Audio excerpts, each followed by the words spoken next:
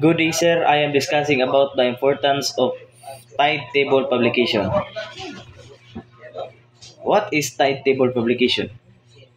Tide table publication is a publication that provides information about the predicted time and height of tides in different locations. This is very important for seafarers because it helps them know the best time to arrive or leave a port.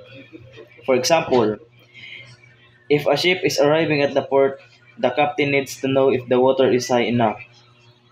If the tide is too low, the ship might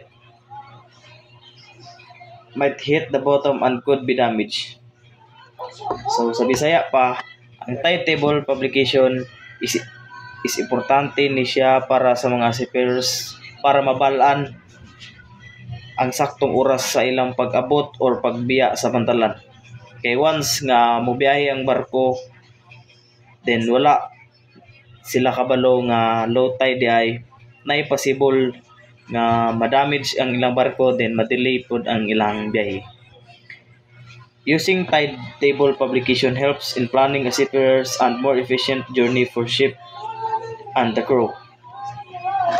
Mo ang timetable publication is very important as a seafarers for safe navigate.